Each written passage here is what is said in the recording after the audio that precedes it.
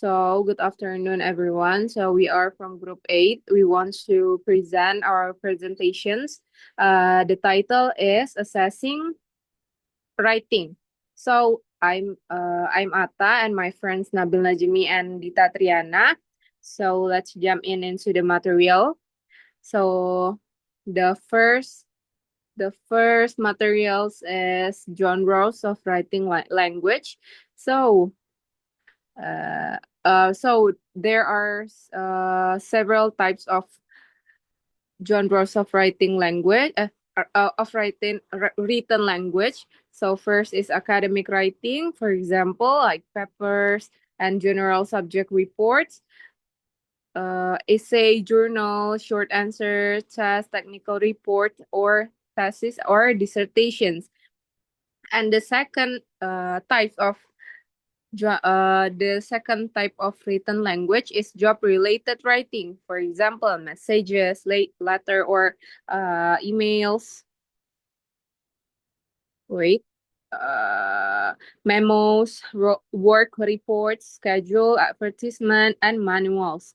And for personal writing, there are personal letters or emails, notes, shopping lists, financial document, forms, diaries, and fictions. So, next slide, please. Types of writing performance. Four categories of written performance that capture the range of writing productions are considered here. Each category resembles the categories that define for the other three skills, but these categories reflects the uniqueness of writing as a skill. So this section explains different levels of writing ability that learners develop.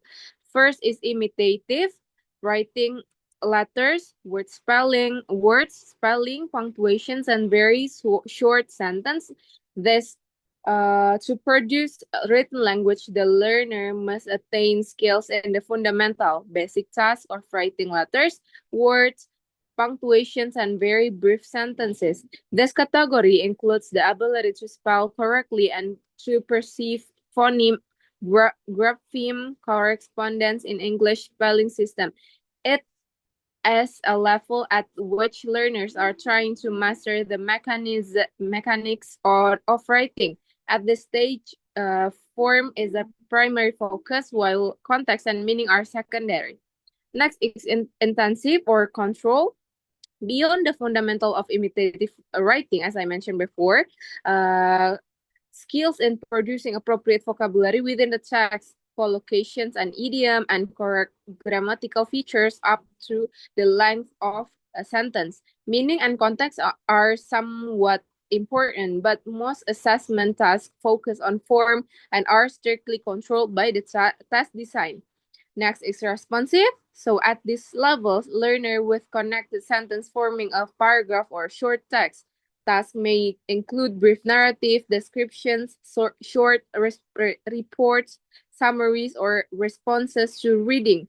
Written begin to have some freedom to express ideas while still following certain guidelines. To focus move from sentence level grammar to discourse level organizations.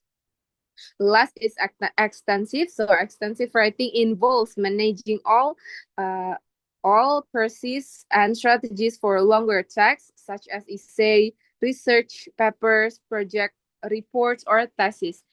Writers focus on organizing ideas logically, supporting argument with details, and revising drafts to produce a polished final text. Yeah. Next, please.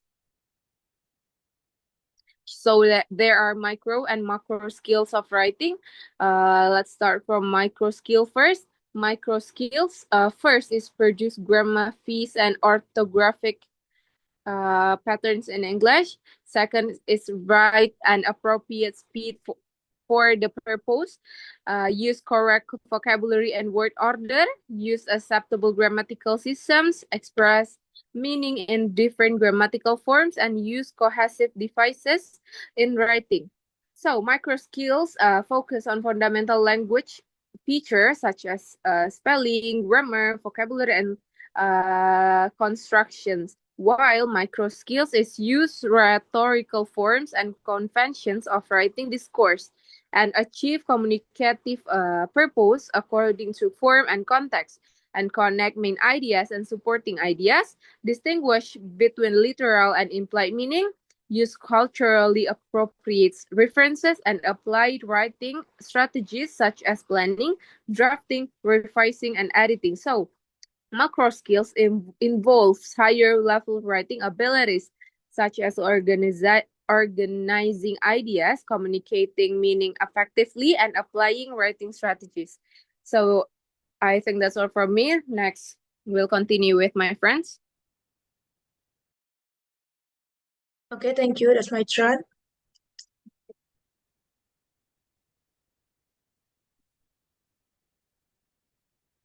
Designing assessment task, imitative writing. So, in this slide, we discuss imitative writing, focus on the most basic level of writing skill. At this level, students are mainly practicing the form of writing rather than expressing ideas. Some common tasks include writing letters, word and punctual correctly, spelling tasks, and activities that help students recognize the relationship between sound and letter, which is also known as phoneme, Graham correspondence.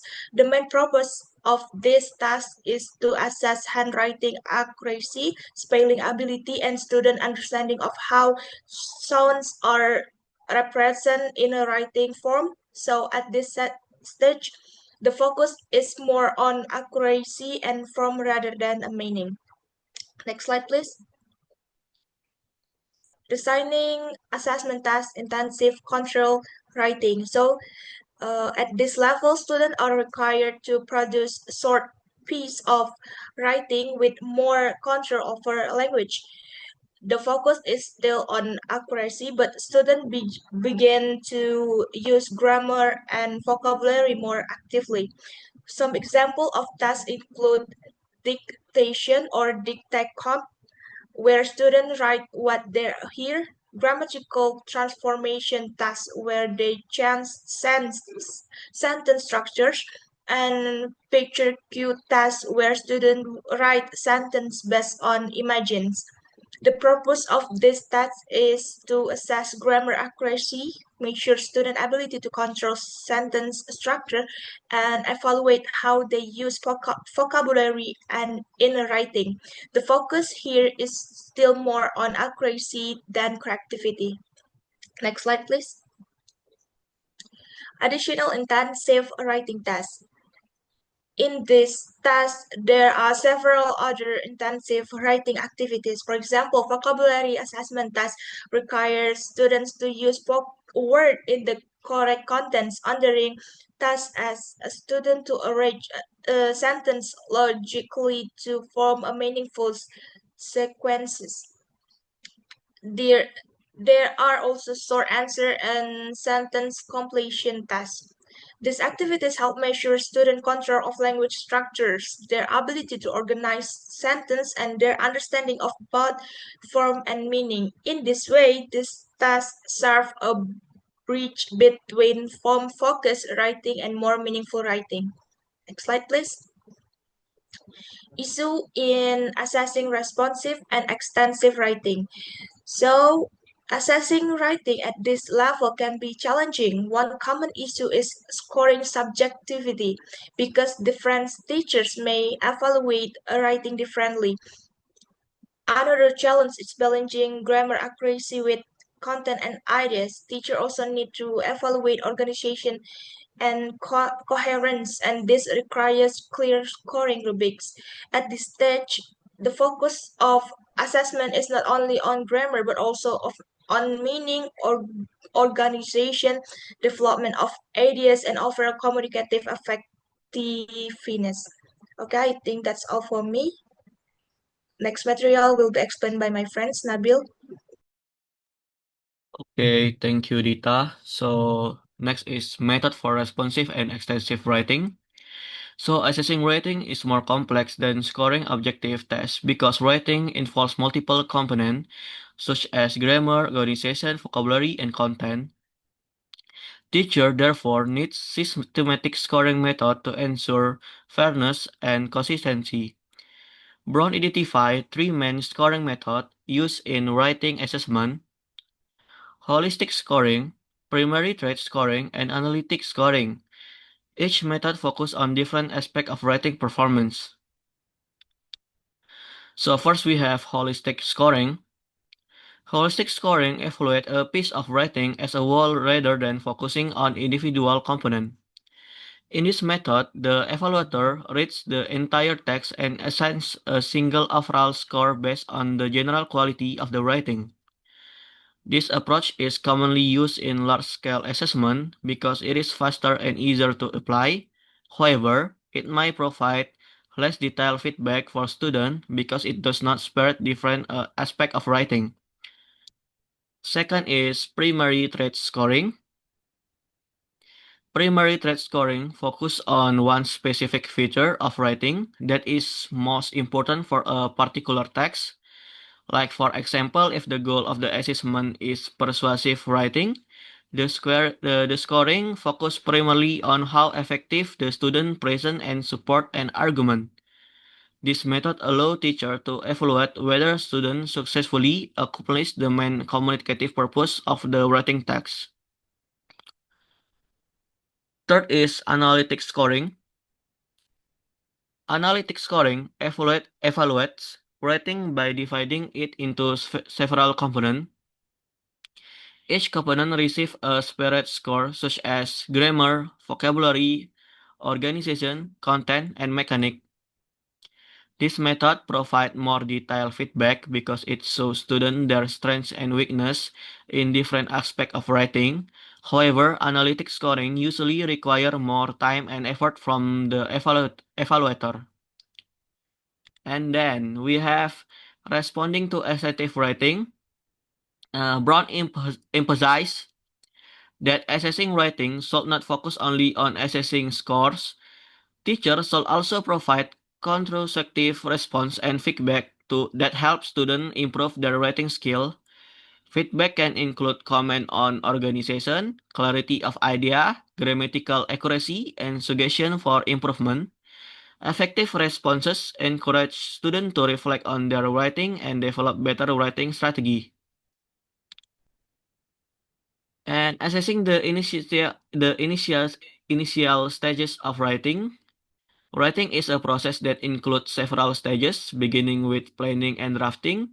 During the initial stages, teacher can assess activities such as brainstorming idea, outlining, early draft, and assessment at this stage focus on how students develop and organize their idea rather than on perfect grammar or final accuracy. And then we have assessing later stages of writing. In the later stages of writing, students revise and edit their work to improve clarity and correctness. Teacher may assess how students they revise their argument or idea, improve organization and coherence, correct grammatical and mechanical error. Evaluating these stages helps teacher understand how students develop their writing over time and support continuous improvement in writing ability. I think that's all from me. Thank you. Back to moderator. Okay, thank you for my friends that already explained about the materials. So I think that's all from me. Thank you. Assalamualaikum warahmatullahi wabarakatuh.